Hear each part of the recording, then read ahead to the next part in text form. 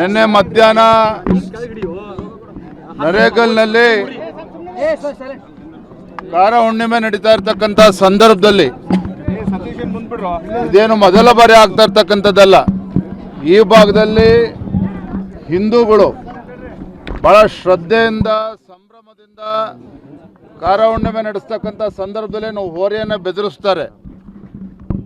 ಹೋರಿಯನ್ನು ಬೆದರಿಸೋದಕ್ಕೆ ಪಟಾಕಿ ಸಿಡಿಸಿದ್ರು ಅನ್ನೋ ಒಂದೇ ಒಂದು ಕಾರಣಕ್ಕೆ ಇವತ್ತು ನಮ್ಮ ಹಾಲು ಮತಸ್ಥ ಸಮಾಜಕ್ಕೆ ಸೇರಿರ್ತಕ್ಕಂಥ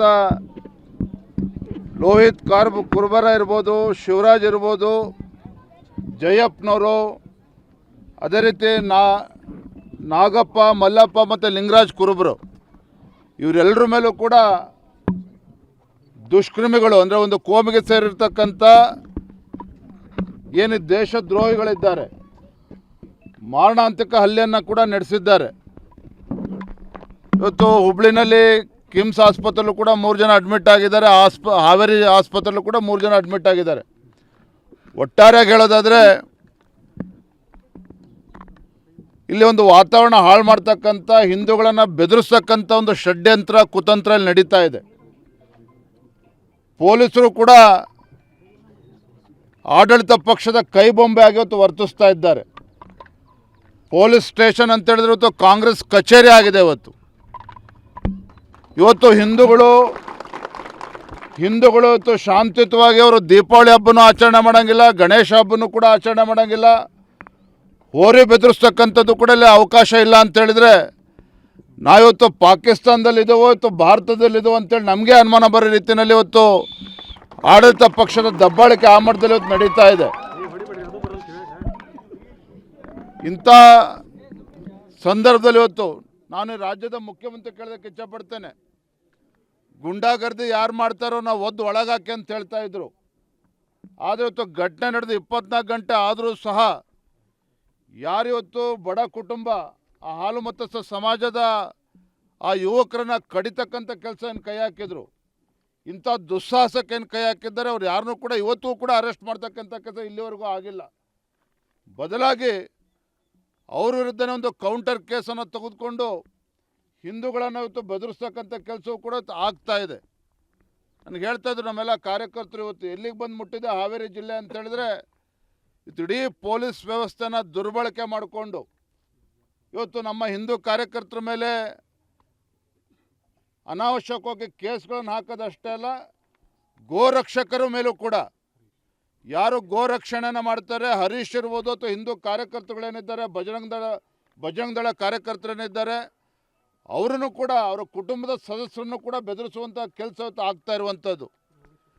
ಇವತ್ತು ಅವ್ರ ಮೇಲೆ ಇವತ್ತು ರೌಡಿ ಶೀಟರನ್ನು ಹಾಕ್ತಕ್ಕಂಥದ್ದು.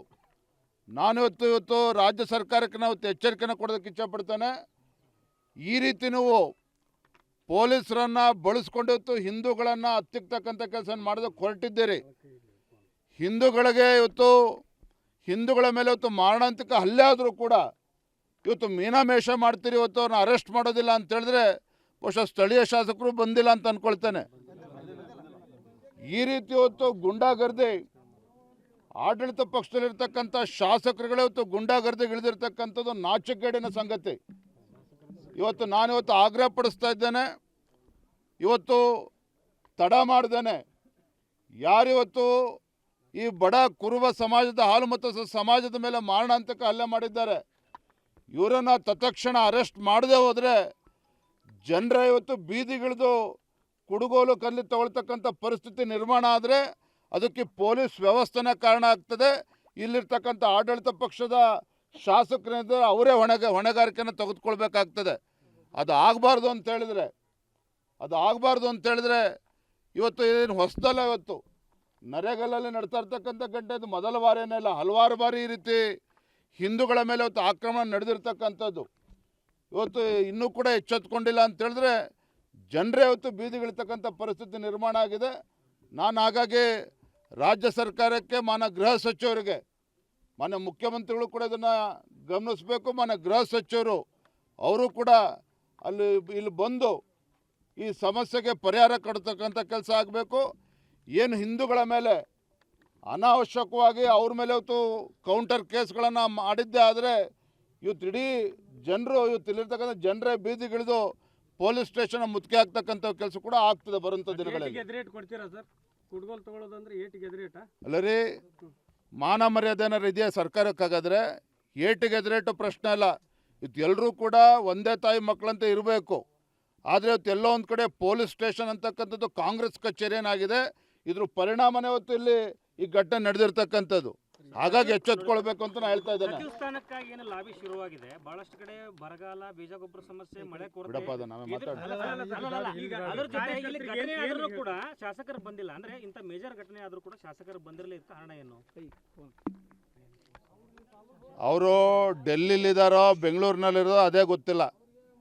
ಎಲ್ಲ ಅವ್ರವ್ರ ಮಂತ್ರಿ ಸ್ಥಾನ ಪಡೆದುಕೊಳ್ಬೇಕು ಅಂತೇಳಿ ದೆಹಲಿಗೆ ಹೋಗಿ ಕೂತಿರ್ತಕ್ಕಂಥದ್ದು ನಾವು ನೋಡ್ತಾ ಇದ್ದೇವೆ. ಅವ್ರಿಗೇನಾದರೂ ಶಾಸಕರಿಗೆ ಇವತ್ತೇನು ಬರೇ ಮುಸಲ್ಮಾನರು ಓಟಿಂದ ಗೆದ್ದಿರ್ತಕ್ಕಂಥದ್ದಲ್ಲ, ಹಿಂದೂಗಳು ಕೂಡ ಓಟ್ ಹಾಕಿದ್ದಾರೆ. ಹಿಂದೂಗಳ ರಕ್ಷಣೆ ಮಾಡ್ತಕ್ಕಂಥದ್ದು ಅವ್ರ ಕರ್ತವ್ಯನೂ ಇದೆ. ಇಲ್ಲ ಅಂತೇಳಿ ನೆಕ್ಸ್ಟ್ ಚುನಾವಣೆಗೆ ಬೀದಿಗಳಿದೆ ಇರ್ತಕ್ಕಂಥ ಪರಿಸ್ಥಿತಿ ನಿರ್ಮಾಣ ಆಗ್ತದೆ ಅವ್ರಿಗೂ ಕೂಡ.